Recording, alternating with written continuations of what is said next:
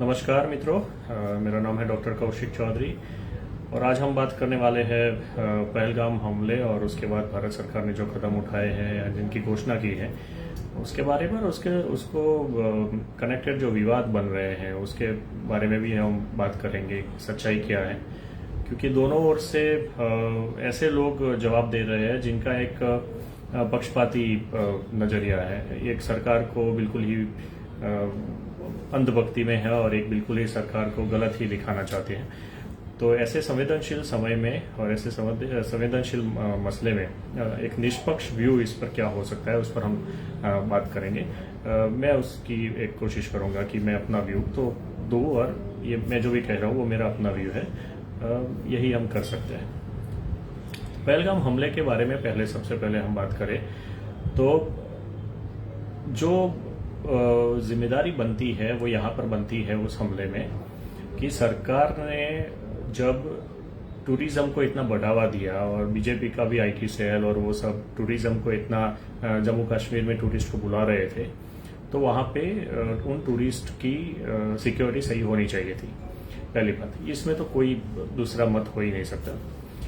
दूसरा, आज से 6 महीने पहले मैं जयपुर में था एक हिंदू कॉन्क्लेव में, हिंदू विचारकों के कॉन्क्लेव में, और वहां पर जम्मू के कुछ हिंदू विचारक आए गए थे। वहां के प्रतिनिधि आए थे जम्मू के।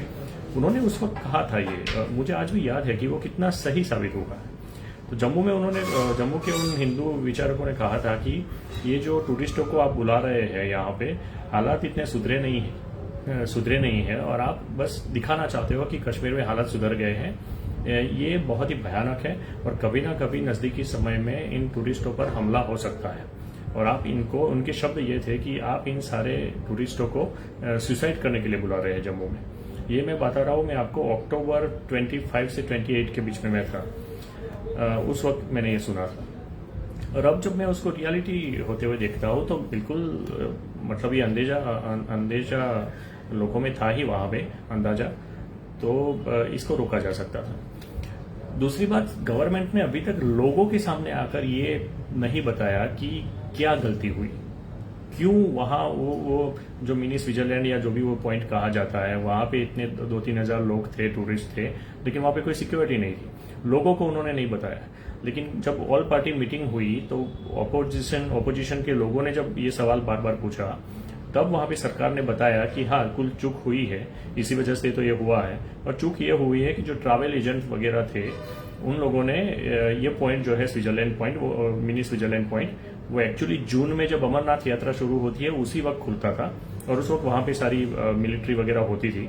लेकिन ये टूरिस्ट एजेंटों ने अपने जो पैकेज में टूरिस्ट वहां पे आए हुए हैं उनको वो पॉइंट दिखाने के लिए 20 अप्रैल से खोल दिया था। और सरकार जो प्रशासन है उसको ये पता नहीं था कि 20 अप्रैल से उस जगह को खोल दिया गया है। तो 20, 21 और 22 3 दिन में तो वो आतंकवादी इतने तैयार थे कि 2 दिन में वहां पे आ गए और उन्होंने इस पूरी वारदात को अंजाम दे दिया। मतलब वहां पे आतंकवादी ऑलरेडी थे।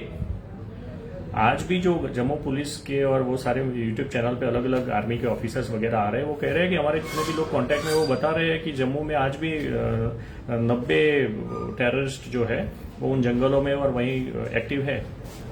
तो ये सारी बातें झुठलाई नहीं जा सकती। तो वहां पे कुछ गलत हुआ, सरकार ने ये स्वीकारा है, लेकिन वो स्वीकारा है ऑल पार्टी मीटिंग में विपक्ष के सामने। उनको देश की जनता के सामने स्वीकारना चाहिए, क्योंकि अब तो विपक्ष जैसा तो हमने कुछ रखा ही नहीं। इस देश की जनता ने सब कुछ, पूरे वोट आपको दे रहे हैं, सारी की सारी सीटें आपको दे रहे हैं पिछले 10 से 11 साल से। तो आपकी पहली जवाबदेही जो है वो जनता की ओर बनती है, प्रजा की ओर बनती है, भारत देश की प्रजा की ओर, और खासकर हिंदुओं की ओर, क्योंकि वहां जो जा रहे थे वो हिंदू थे ज्यादातर, और उनको अटैक भी हिंदू आइडेंटिटी को ही किया गया वहां पे। तो अब हम अंदर से कितना भी अपनी सरकार को पसंद करते हो, अपने नेता को पसंद करते हो, नरेंद्र मोदी जी को पसंद करते हो, सब कुछ सभी तरह से उनके साथ हो, फिर भी ये गलती है और उसको जुटलाया नहीं जा सकता। तो सरकार इस पर अपनी जवाबदेही तय करे। अभी जो पाकिस्तान को जवाब देना है वो सब हो जाए, उसके बाद ये जवाबदेही तय करे और किसी न किसी का रिजाइन इसके मामले में होना चाहिए। वहां पे एलजी का मेरे ख्याल से तो होना चाहिए, लेकिन फिर भी आप किसी को कर सकते हैं, कोई छोटी मोटी मछली को नहीं, लेकिन एलजी का होना चाहिए। जम्मू कश्मीर जैसी जगह पर जो इतनी 30 सालों से 35 सालों से आतंकवादियों के प्रभाव क्षेत्र में रही है, जहां से हिंदुओं को टारगेट कर करके भगाया गया है, उनका नरसंहार किया गया है, वैसी जगह पर आप पूरे देश से टूरिस्ट बुला रहे हैं और वहां प्रशासन एक ऐसी इंपॉर्टेंट जगह पॉइंट खोल जाता है 2 दिन से, टूरिस्ट को वहां बिना किसी सिक्योरिटी को ले जा रहे हैं आप और प्रशासन को पता नहीं है, तो प्रशासन की गलती है। तो किसी की जिम्मेदारी तय होनी चाहिए। ये जो हमने बिल्कुल ही ऑपोजिशन लेस माहौल बनाकर दिया है बीजेपी को, उसका अर्थ ये नहीं है कि वो कुछ भी हो जाए किसी का रिजाइन ही नहीं होने देगी और वो बस चला देगी बातों को। ये जो हमारी पहली पुरानी प्रथा थी, डेमोक्रेटिक सेंसिटिविटी जिसको कहते हैं, कि अगर कुछ गलत होता है तो रिजाइन होता है उसकी जिम्मेदारी लेकर, वो होना चाहिए। अभी हम नहीं मांग रहे हैं, लेकिन बाद में जब पाकिस्तान को जवाब दे दो उसके बाद ये करना, तो इससे सही मैसेज जाएगा कि आप सेंसिटिव है और गलती मानना इसी को कहते हैं। दूसरी बात, उसके बाद जो सरकार ने ऐलान किया वीजा रद्द करना और वो सारी, और उसमें जो सबसे मुखर ऐलान था, जो सबसे बड़ा ऐलान था, वो था सिंधु जल विवाद को, सिंधु जल जो ट्रीटी हुई है, सिंधु जल संधि, इंडस वाटर ट्रीटी, उसको उन्होंने स्थगित कर दिया, यानी कि सस्पेंड कर दिया कि अब हम उसको उस वादे पर हम कायम नहीं रहेंगे, हम उसको तोड़ रहे हैं। ये उसका एक मैसेज था। अब इसका विरोध जो लोग कर रहे हैं कि भाई इतनी तो हमारी अभी क्या बोलते हैं कि व्यवस्थाएं नहीं है, इंफ्रास्ट्रक्चर भी नहीं है, तो ये झूठ बोला गया। झूठ नहीं बोला गया। आप लोगों की मंशा में कुछ गलत है, आप उनको कुछ कटघरे में बार बार खड़ा करना चाहते हैं, इसलिए आप इस तरह से बोल रहे हैं। आप एक चीज को समझिए कि 1960 में वो संधि जब बनी तो वर्ल्ड बैंक की मध्यस्थता में बनी थी कि भारत और पाकिस्तान में जो पूर्व नदियां हैं, रावी, सतलुज और बियास, उन तीनों का पानी पूरा 100% भारत को मिलेगा, और जो पश्चिमी नदियां हैं, सिंधु, चिनाब और झेलम, इन तीनों का पानी 80 to 90% पाकिस्तान को मिलेगा। 10-20% भारत यूज कर सकता है, कुछ थोड़ी बहुत सिंचाई के लिए, ज्यादातर हाइड्रो प्रोजेक्ट्स के लिए, बिजली के लिए और परिवहन के लिए। तो ये उसका कॉन्ट्रैक्ट है। अब इसमें अगर आप कुछ भी करना चाहते हो, जैसे कि कहा जा रहा है कि इंफ्रास्ट्रक्चर नहीं है, आप ऐसे डैम नहीं हमारे पास कि हम सिंधु के और झेलम और चिनाब के पानी को रोक सके, अगर वो आप डैम बनाने जाते तो वहीं पर वो उल्लंघन हो जाता, वो वर्ल्ड बैंक बीच में आ जाता कि भाई क्या कर रहे हो, तुम्हारी ये संधि है। तो अगर वहां डैम बनाने भी है तो पहले आपको संधि से बाहर निकलना पड़ेगा, कहना पड़ेगा कि अब हम इसको नहीं मानते हैं, तब जाके आप उस डैम को भी बना सकते हो। वहां डैम बनाना कोई छुपा काम तो है नहीं कि आप सबसे पूरी दुनिया को सैटेलाइट से छुप कर वहां इतने बड़े डैम बना दोगे और किसी को पता नहीं चलेगा। ओके, तो पहली चीज तो ये है कि वो घोषणा करना ही आपका ऐलान है कि यहां से हम अब उस राह पर चलेंगे। तो उसमें सरकार कहीं पर भी गलत नहीं है। वो जो कौन सी मिनिस्ट्री बोलते हैं, फॉरेन मिनिस्ट्री की जो सचिव की प्रेस कॉन्फ्रेंस थी, वो बिल्कुल सही थी, उसमें कुछ भी गलत नहीं था, अच्छी बात थी। वो ये मैसेज था कि हम अब इसको भी तोड़ रहे हैं, मतलब ये इतना बड़ा मामला हो चुका है, हम इस बार नहीं छोड़ेंगे, हम इस बार बड़ा करेंगे, ये मैसेजिंग था उसका, और वो मैसेज गया सही तरह से पाकिस्तान में, तो वहां पर वो सही थे। अब दूसरी ओर से जो बातें आ रही है कि इंफ्रास्ट्रक्चर नहीं है, तो फिर उसके जवाब में बीजेपी के पक्ष के और हमारे संगठनों के पक्ष के और बीजेपी के आईटी सेल से और अलग अलग जगह से फिर झूठ फेंके जा रहे हैं कि नहीं नहीं इतनी आप लोगों को पता नहीं है, लेकिन 10 साल में नरेंद्र मोदी ने ये बना दिया है, वो बना दिया है, तो पानी को रोकने की ताकत तो है और आप लोगों को पता नहीं, आप अभी पुराने वक्त में। ऐसा कुछ नहीं है। नरेंद्र मोदी जी ने क्या किया, असल में पूर्व की जो नदियां है, जो जिनका 100% पानी हम इस्तेमाल करने के लिए हम फ्री है, हमें ही करना है, और रावी, सतलुज और बियास, उसका भी 100% पानी हम यूज कर पाए, ऐसा इंफ्रास्ट्रक्चर नहीं है हमारे पास, नहीं था। तो नरेंद्र मोदी जी ने उसके डैम बांधे, उसके सारे वो कैनाल्स वगैरह बनाए, तो अब हम इस परिस्थिति में है कि हम रावी का 100% पानी यूज कर सकते हैं, वरना जो 100% हमें यूज करना था उसमें भी बहुत सारा पानी पाकिस्तान में बह जाता था, आज भी बहता है। तो वो उन्होंने बंद किया है कि हम अब चाहे तो रावी का पानी नहीं जाएगा, लेकिन जो सिंधु, चिनाब और झेलम है, उसका 80 to 90% पानी जो पाकिस्तान में जा रहा है, उसको रोकने के लिए हम कुछ खास अभी तक नहीं बना पाए।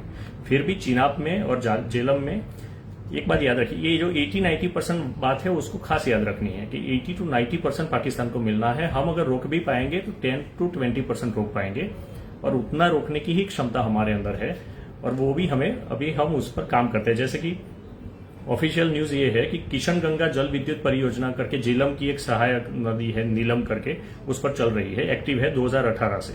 तो ये मोदी जी ने एक्टिव कराई। तो उसमें क्या किया है उन्होंने कि 23 किलोमीटर लंबी सुरंग बनाई है, जिससे वो पूरा चिनाब का पानी जो है नीलम नदी का, झेलम की जो ट्रिब्यूटरी है, वो पानी बह रहा है दूसरी ओर। तो एक पोर्शन जो है वो उसका हम एक तरफ से जा रहे हैं। उसी ये झेलम नदी की बात है। चिनाब नदी पर एक रातले करके विद्युत परियोजना है, जिसमें हम हाइड्रो पावर से इलेक्ट्रिसिटी जनरेट कर रहे हैं, लेकिन हम पानी यूज नहीं कर रहे, हम पानी को मोड़ नहीं पा रहे। दूसरा एक तुलबुल नौवहन परियोजना करके है, वो भी झेलम पे है, लेकिन वो भी प्रवाह को सिर्फ हम कुछ टाइम तक नियंत्रित कर सकती है। क्यों? क्योंकि हमें परिवहन करना है, वहां पे एक जगह से दूसरी जगह हमें बोट से जाना है। तो अगर पूरा बहाव इस तरह से है तो हम जा नहीं पाएंगे, तो हम उसको थोड़ा 5 घंटे 6 घंटे एक दिन 2 दिन के लिए उसको रोक पाएंगे, ताकि हम एक जगह से दूसरी जगह जा पाएंगे, लेकिन उसके प्रवाह को अल्टीमेटली हम नहीं रोक पाएंगे। तो ये है। एक शाहपुर कंडी बांध करके रावी पर है। रावी तो पूरा हमारा ही है, तो उसका तो हम 100% ले तो भी अच्छी बात है, क्योंकि हमारी ही है। और एक रावी की सहायक नदी पर भी ऊज करके है, लेकिन वो भी मैंने कहा कि रावी तो हमें 100% लेना है, उसका तो जो एक्चुअली बह के जा रहा है पानी पाकिस्तान में, वो एक्स्ट्रा जा रहा है पाकिस्तान को। तो अल्टीमेटली ये बात सही है कि 80 to 90% पाकिस्तान को सिंधु नदी का, झेलम नदी का, चिनाब नदी का जो पानी जा रहा है या जाएगा, अभी एक्चुअली 100 बहुत ज्यादा जा रहा था, तो हम उसमें जो लिखा हुआ है ट्रीटी में उतना ही अगर जाने दे, उतनी ही क्षमता है आज हमारे अंदर, लेकिन आगे चल के हम इसको करेंगे। दूसरी बात, प्रैक्टिकली बात कर रहा हूं, अगर हम इसको कहते हैं कि हम 0 कर देंगे पानी को, ये बोलने से तो होगा नहीं। जब हम डैम बनाएंगे, पहले तो वो इंटरनेशनल कोर्ट में मुद्दा जाएगा, फिर जब हम डैम भी बना रहे होंगे तब भी वो टेररिस्ट अटैक उस पर होंगे और वो सब चीजें होगी, क्योंकि वो बिल्कुल युद्ध का मसला है। किसी को मेरे घर में पानी आ रहा है, आप कह रहे हो कि मैं आपका पानी की सप्लाई बिल्कुल बंद कर रहा हूं, तो वो बोल रहा है, उसी से आप उसको युद्ध की घोषणा मान लोगे। तो पाकिस्तान यही करेगा, जब आप उस पर काम करना शुरू करेंगे डैम का, इसका मतलब आपने युद्ध का ऐलान कर दिया। तो ये इसी की एक टेक्टिकल सेंस है, उसको इसी तरह से लेना चाहिए। पानी रोकने से पहले तो वो बोल रहे 100% पानी नहीं रुकेगा। अरे 100% पानी रुकने से पहले यहाँ फुल ब्लोन युद्ध हो जाएगा, उसी में लोग मरेंगे। पानी की जरूरत नहीं है वहां पे, वो तो एक मुद्दा है आपको ट्रिगर करने का। तो चीजें उसी तरह से है, इसको इसी तरह लेनी चाहिए। चीजें थोड़ी ज्यादा आउट ऑफ कॉन्टेक्स्ट इसलिए भी गई क्योंकि हमारे वो जो जल मंत्रालय के मिनिस्टर है, शायद हमारे पाटिल साहब ही है, CR पाटिल साहब ही है, उन्हीं का स्टेटमेंट था कि हम एक टीपा पानी भी पाकिस्तान में नहीं जाने देंगे। अब उसी से चीजें अलग कॉन्टेक्स्ट में चली गई और उसी के जवाब में ये सब शुरू हुआ, तो वो भी गलत था। ऐसा कुछ होने वाला नहीं है। ऐसी बड़बोली बातें नहीं करनी चाहिए मिनिस्ट्री को। तो वो जो था हमारा फॉरेन मिनिस्ट्री का जो प्रेस कॉन्फ्रेंस था, बिल्कुल सही थी और उसी पर हमें स्टिच रहना है, वही है। ये एक टेक्निकल बात है, गवर्नमेंट गलत नहीं है उसमें। गवर्नमेंट को ये इसकी जिम्मेदारी लेनी चाहिए, पूरा जो हमला हुआ उसकी, और ये पाकिस्तान को जवाब देने के बाद। अब जो पाकिस्तान की जवाब देने वाली बात है, उसी को हम बात करके इस मुद्दे को पूरा करते हैं। अब देखिए, ये कोई फिर से एक और सर्जिकल स्ट्राइक या एक और एयर स्ट्राइक वगैरह करने से लोग कोई मानने वाले नहीं है, या लोगों को भी वो कुछ लगेगा नहीं। ऐसा ही लगेगा कि ये टिट फॉर टैट, टपली दाव जिसको हम गुजराती में बोलते हैं, हो रहा है। अब आपको कुछ अल्टीमेट करना है, अब आपको कुछ परफेक्ट करना है जिससे ये प्रॉब्लम आगे ना हो। और 2 ही चीजें मेन है जो कर सकते हैं हम और जो कर देनी चाहिए अब, और वो है बलूचिस्तान का मुद्दा। इतना वहां पे इतनी फाइट चल रही है बलूचिस्तान की पाकिस्तान के खिलाफ, वो फ्री होना चाहते हैं, इतना ज्यादा विरोध है उनका पाकिस्तान के साथ। यही सही वक्त है हमें बलूचिस्तान को पाकिस्तान से फ्री कराने का। अब वो 40% एरिया है पाकिस्तान का, उसी को फ्री कर देना चाहिए, पूरा फोकस उस पर करना चाहिए। और दूसरा, यहाँ पे POK ले लेना चाहिए। तो अगर आप यहाँ पे से POK ले लेते हो, वहां बलूचिस्तान अलग हो जाता है, तो पाकिस्तान की ताकत 70% खत्म होगी, 30% रहेगी सिर्फ, और फिर अंदर अंदर वो सब शुरू हो जाएगा। तो आपका टारगेट अब ये बड़ा होना चाहिए, अब यही होना चाहिए कि हमें बलूचिस्तान को अलग करना है, अब POK को ले लेना है। अब ये बातें भविष्य के लिए नहीं छोड़नी चाहिए और इसी के मुताबिक हमें चलना चाहिए। कोई 1-2 बॉम्ब ब्लास्ट कर देने से या 1-2 मिसाइलें ठोक देने से ठीक है, हमारा वो जो बीजेपी का IT सेल है या वो जो सोशल मीडिया पे सब हमारी PR के लिए होते हैं, उन लोगों को मिल जाएगा कुछ मटेरियल, जवाब दे दिया, ये कर दिया, वो कर दिया करके।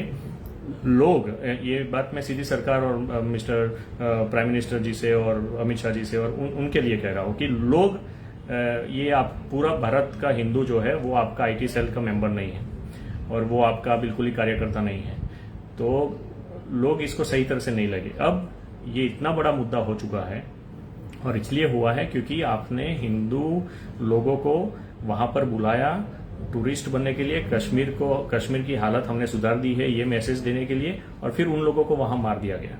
तो आप गलत साबित हुए कि हालत सुधरी नहीं है। आपका प्रशासन भी सो रहा था, उसको भी इतनी बड़ी चीज हो रही थी वहां जहां नहीं ले जाना चाहिए मिलिट्री के बिना, वहां लोग ले जा रहे थे, उनको पता नहीं था। तो इसका जवाब अब परमानेंट होना चाहिए, पाकिस्तान को परमानेंट शिक्षा मिलनी चाहिए, और ये उसकी शिक्षा यही है कि बलूचिस्तान को अलग करो। बलूचिस्तान अलग होने से क्या है कि उसका वो पूरा चाइना का भी जो पाकिस्तान में इंटरेस्ट है वो कम हो जाएगा, क्योंकि बलूचिस्तान इम्पोर्टेंट है भौगोलिक स्तर पे। तो ये सारी चीजें अब हमें करनी है और अब वो करनी है, अब बातें नहीं होगी। अब ऐसा नहीं है कि वहां सर्जिकल स्ट्राइक आपने कर दी, 35 टेररिस्ट को मार दिया और फिर उसका 2 साल उसका प्रमोशन चलता रहेगा, 1-2 उसकी फिल्में बनेगी, एयर स्ट्राइक का मार दिया उसका फिर 2 साल प्रमोशन होगा, इलेक्शन में भी वोट मांगे जाएंगे कि देखो हमने तो ये कर दिया वो कर दिया, ऐसा उसी बात को रिपीट मोड पे बताई जाएगी।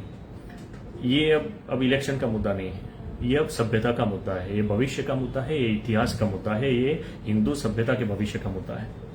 अगर कुछ कर सकते हैं तो अब कर लीजिए। इंदिरा गांधी एक सशक्त प्रधानमंत्री मानी जाती थी, उन्होंने बंगाल में वो कर दिया था। उन्होंने 1971 में जो किया था वो बहुत ही महत्वपूर्ण चीज है। हम कितना भी उन पर उनकी इमेज को डाउन करें इमरजेंसी की वजह से, लेकिन जो चीजें उन्होंने सही की वो सही की, उन्होंने देश को संभाला सही जगह पे। ये आपको भी करना पड़ेगा और ये ताकत, ये गट्स आपको दिखानी पड़ेगी अगर अब वाकई में। ये सिर्फ बातों से और ये पीआर टीम से अब नहीं चलेगा। तो पाकिस्तान के मुद्दे पर यही चीजें हैं, और ये मैं वो आदमी हूं जिसने अपने जीवन के सारे वोट जो है वो नरेंद्र मोदी और बीजेपी को दिए हैं, क्योंकि मैं 2007 में 19 साल का हुआ था, तो 2007 में ही पहला वोट मैंने मिस्टर मोदी को दिया था। यहाँ की जो गुजरात गवर्नमेंट है उसमें, गुजरात का इलेक्शन था उसमें, और फिर 2012 में दिया। 2012 में तो हम सब देना चाहते थे क्योंकि उनको प्रधानमंत्री कैंडिडेट बनाने के लिए उनको जिताना जरूरी था। 2014 में तो ऑफकोर्स दिया, 19 में दिया। लेकिन don't take us for granted, this is very important. यहाँ गुजरात में वो जो संप्रदाय वाला जो मुद्दा है, हम हिंदू अंदर से जले हुए हैं, सनातनी थोड़े डबल स्टैंडर्ड दिखे हैं हमें, थोड़े बहुत ज्यादा दिखे हैं, और इन संप्रदाय वालों ने जो पूरे विश्व में आपकी मदद से भी जो सब किया है, उन मंदिरों में राम कृष्ण शिव वगैरह जो है वो प्यून है और वॉचमैन है उनके उस अंग्रेजों के स्थापित भगवान के, ऐसा सिखाया जाता है वहां के हिंदुओं को। तो गुजरात के बाहर के हिंदुओं को कन्वर्ट किया गया है वहां पे एक ऐसे नए भगवान में जो जीसस जैसा है, और जिसको सिर्फ एक नाम नारायण दे दिया गया है, लेकिन वो विष्णु जो है, जिनका नाम एक्चुअल में नारायण है, वो विष्णु भगवान उसके सेवक है, और सारे सनातन धर्म के वैदिक ईश्वर जो है उसके सेवक है। और ऐसे लोगों को, ऐसी सनातन धर्म को पूरे विश्व में खत्म करना या उसको बिल्कुल अपने नीचे अधीन कर देना, और खत्म ही करना है एक्चुअली, जिनकी मंशा है और जो उस पर काम कर रहे थे, उनको आप लोगों ने शक्ति दी है गुजरात में और गुजरात के बाहर। और ये आपकी जो गलती है उससे हम सब अंदर से जले हुए, हमारा आप पर से भरोसा थोड़ा कम हुआ है, काफी कम हुआ है, लेकिन हम अभी आपके साथ हैं देश के मामले में, और अभी भी हमें लगता है कि आप हमारे ही आदमी हैं, हमारे ही लोग हैं। तो आप इस अन्याय को भी, सारे अन्याय जो हिंदू धर्म से हुए हैं, सनातन धर्म से हुए, उसको दूर करेंगे। तो stay on an honest ground. मैं सभी से ये कहूंगा, आप प्रामाणिकता बनाए रखिए, बीच में रहिए, आप किसी एक तरफी से बात मत कीजिए। तो आज पूरा ये जो हमारा सतलुज वाला मुद्दा, ये जो सिंधु जल ट्रीटी का मुद्दा है, दोनों ओर से लोग अपनी अपनी पक्षपाती बातें कर रहे थे। सही बात क्या है वो आ नहीं रही थी। तो अब और ऐसे वक्त में जब मैं कुछ लिखता हूं तो लिखने से भी ऐसा कि भाई ये इस तरफ है उस तरफ है, हम सबके साथ ये होता है। तो मैंने सोचा कि आइए वीडियो से ही बात कर लेते हैं, और हिंदी में मैं कर रहा हूँ क्योंकि ये एक नेशनल मुद्दा है अभी, इसलिए मैं हिंदी में वीडियो बना रहा हूँ। मेरे ख्याल से कहने के लिए अभी इतना ही है। एक और चीज मैं कहना चाहता हूँ, थोड़ा उसके लिए वक्त अलग है, लेकिन फिर भी मैं कहना चाहता हूँ कि ये इस्लाम को भी, जो मुसलमानों को भी जो बहुत ज्यादा नफरत से हम लोग अभी ट्रीट कर रहे हैं, वो मत करो, ये मत। अब 20 अप्रैल ये हिंदू को धर्म देख के मारा। अब ये 22 अप्रैल से पहले भी 20 अप्रैल को भी मुसलमान वही था, कुरान में वही सब लिखा था और हम सब वही सब जानते थे। इसीलिए तो मोदी जी को वोट दिया था और बार बार वोट दे रहे हैं और अलग अलग जगह पे जिता रहे हैं। तो ये सब कुछ नया ऊपर मैंने ऐसे व्हाट्सएप वीडियो ऑडियो आ रहे हैं बन के, ऐसे कट्टरवाद से ऐसा ऐसा ऐसा। तुमने क्या उखाड़ लिया है पिछले 10 सालों में? ये भी तो देखो, बंगाल की हालत वहीं की वहीं है। कश्मीर में अभी ये तुमने बता दिया कि सब सही हो गया 370 के बाद, अभी ये टेररिस्ट अटैक हो रहा है। तो चीजों को ढंको मत। तुम ऑनेस्टली, हम सबको गौरव है आप पे कि 370 आपने हटाई, एक ऐतिहासिक कदम था, हम सब आपके फैन है उसके लिए। लेकिन उसके बाद आपने वहां पे अगर सही नहीं कर पा रहे हैं तो ऑनेस्टी से अपनी देश की प्रजा के सामने आओ कि भाई हम ट्राई कर रहे हैं लेकिन ये प्रॉब्लम आ रहा है। और इस्लाम हो या ये संघ और बीजेपी और वीएचपी और ये सारे लोग जो है, मैं जब भी उनसे मिलता हूँ और हमारे हिंदू विचारक दूसरे भी जो स्वतंत्र विचारक है, हम सबका ये कॉमन उन लोगों को सजेशन है, आप लोग तत्वज्ञान के बिना इन चीजों को हैंडल नहीं कर पाएंगे। आप जब वो क्रिश्चियन मिशनरी कन्वर्ट करने आती है या मुसलमान जो कन्वर्ट करने आता है, तो क्रिश्चियन मिशनरी को आपको पहले बोलना पड़ेगा कि भाई तुम मेरे पर जीसस थोपने क्यों आए हो, जबकि मेरे पास तो ऑलरेडी पंचदेव है निराकार ईश्वर के प्रतिनिधि के रूप में, और तुम सिर्फ एक ईश्वर, और वो भी जीसस का जो जीवन है वो दो वर्ष का जीवन है उपदेश का। हमारे यहाँ तो विष्णु के अवतार है 5-5 साकार रूप के लिए, और उसी साकार से हमें निराकार की ओर जाना है। तो हम इतने समुद्र में से एक बाल्टी भर या तालाब में क्यों जाए जब हमारे पास पूरा समुद्र है? ये तर्क पे आपको ले जाना होगा, तब जाके वो बैक जाएंगे, तब जाके उनको पुश मिलेगा। तो वो अब ये इतनी ज्यादा मानसिक विकलांगता है हिंदू संगठनों में, ये बोलते नहीं तत्वज्ञान की जरूरत नहीं है, तो हम ये लोग पैसों से कन्वर्ट कर रहे हैं तो हम वापस सामने पैसे वगैरह सब करेंगे तो हो जाएंगे। अब हो नहीं रहा है। और वो तत्वज्ञान को क्यों इंपॉर्टेंट नहीं दे रहे? क्योंकि उनमें वो है नहीं, उन्होंने उसका अभ्यास नहीं किया। तो क्योंकि कोई बच्चा है वो गणित में अच्छा नहीं है, तो इसलिए वो गणित को अवॉइड करेगा। इस तरह से आप तत्वज्ञान को अवॉइड कर रहे हैं। इस देश को, इस सभ्यता को जब जब किसी ने बचाया है, वो आदि शंकराचार्य जैसे व्यक्ति ने ही बचाया है, जिसने शास्त्रार्थ के बेस पर सबको साइड में किया। हमने तलवारों से धर्म को नहीं बचाया, हमने तलवारों से बाकी के धर्मों को कन्वर्ट नहीं किया, हमने शास्त्रार्थ से किया, हमने तत्वज्ञान के बेस पर किया। आप इस्लाम को भी बोल सकते हो कि भाई वो हमारा जो निराकार ईश्वर आपका अल्लाह है, हम उसको परब्रह्म कहते हैं, हमारे यहाँ वो सब में फैला हुआ है। और ऐसा कैसे हो सकता है कि वो 7वीं सदी में वहां रेगिस्तान में, अरब के रेगिस्तान में जो किसी को कानून बताए गए वो सब पर आप लागू करें पूरी दुनिया पे, और वो भी 21वीं सदी में? ये नहीं हो सकता। और आप हिंदू को काफिर कह के, और काफिर में भी काफिर को ये करना जायज है वाली जो आपकी कुरान की आयत है, इस तरह से हम एक सभ्यता में साथ साथ जी ही नहीं सकते। तो आप स्पष्टीकरण दीजिए इस देश की सुप्रीम कोर्ट में कि हिंदू आपके लिए क्या है, आप अपने मदरसाओं में क्या पढ़ाते हैं, आप अपने दिमाग में क्या मानते हैं हिंदू को। तभी तो हम आमने सामने भाई भाई के रूप में या एक देश के नागरिक के रूप में भी पास में बैठ पाएंगे। आपको एंगेज करना पड़ेगा, आपको तत्वज्ञान पर ही एंगेज करना पड़ेगा, क्योंकि तत्वज्ञान से ही तो हमला हो रहा है। वो क्यों मार रहे हैं तुमको? क्योंकि उनको बताया गया है कि ये सब जो है वो दूसरे भगवान में मानते हैं, मूर्ति में मानते हैं, और ये सब जहन्नुम की आग में जलेंगे, नर्क की आग में जलेंगे, तुम उनको बचाओ, या तो मार दो या तो कन्वर्ट करो। और उनके वहां तो दूसरा जन्म है नहीं, तो मार दिया तो बात खत्म हो गई उनके मुताबिक। तो वो कल्पनाओं में है, आपको उनकी उन कल्पनाओं को तोड़ना होगा। आपको तर्क से, आपको सिद्धांतों से, आपको आध्यात्मिकता से उन कल्पनाओं को तोड़ना होगा। उससे वो बैक हो जाएंगे जरूरी नहीं है, लेकिन वो अपने दिमाग में ही उनको पता लगेगा कि हाँ, हमारी बातें जो है वो रैशनल नहीं है, वो मानवता में भी नहीं है।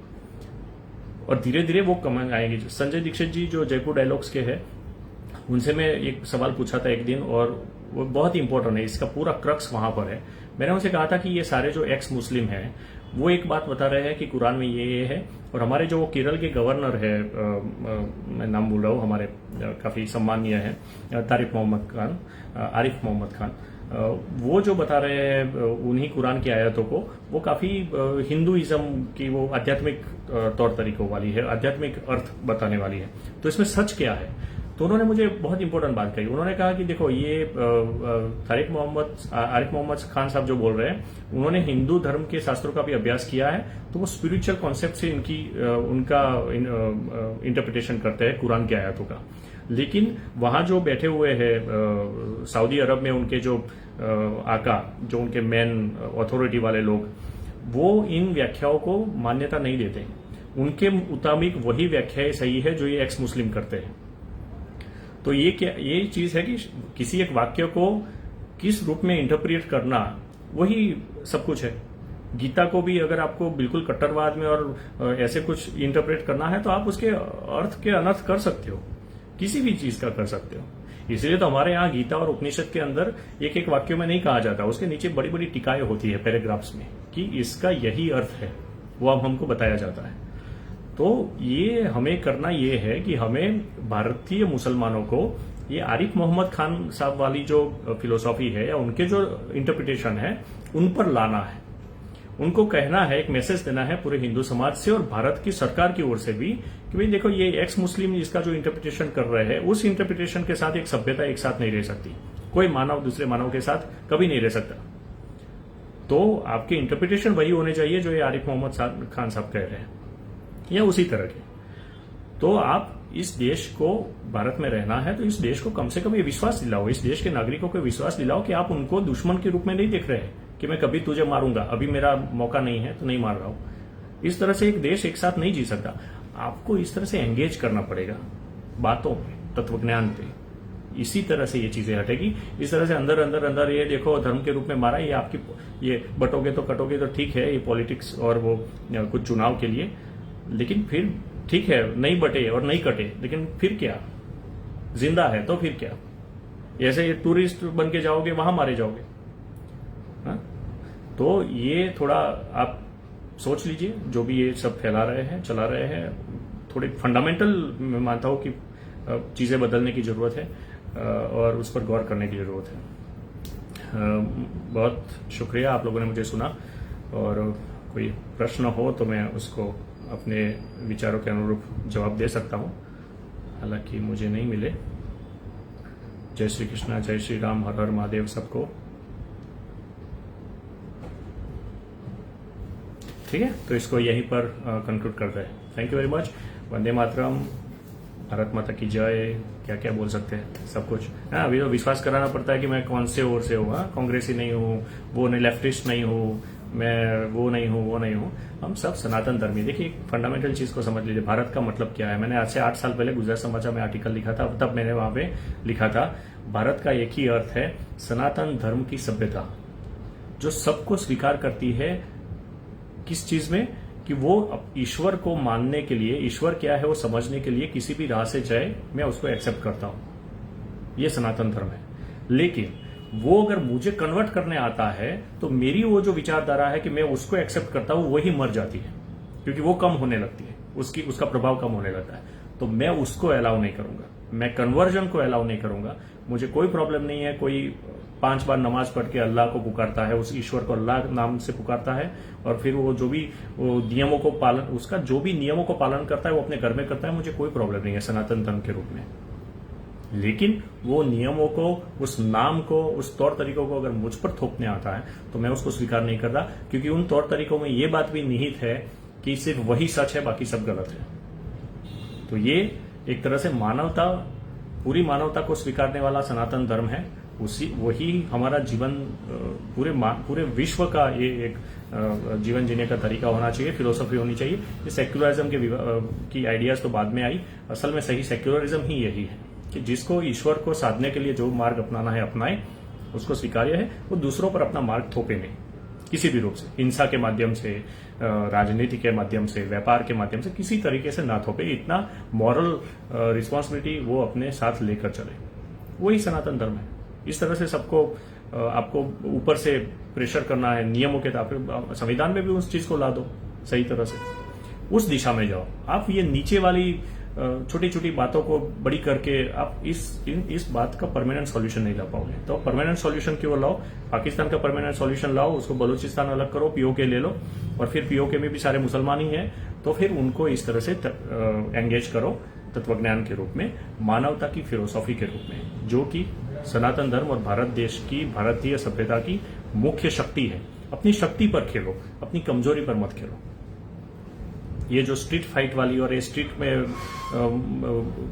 जाकर ये हो हा करने वाली बातें हैं, वो हमारी कमजोरी, हम ऐसे है नहीं, हम तत्वज्ञानी हैं, हमारे ऋषि मुनि, हमारे पूर्वज वो थे, तो उस पर आ जाए तो रास्ता वहीं से निकलेगा। Thank you very much. आप सबको खूब खूब बहुत बहुत शुक्रिया। और મોટાભાગે ગુજરાતીઓ છે બધા, તો આપણા બધા ભાઈઓને નમસ્તે, જય હિન્દ, જય ભારત।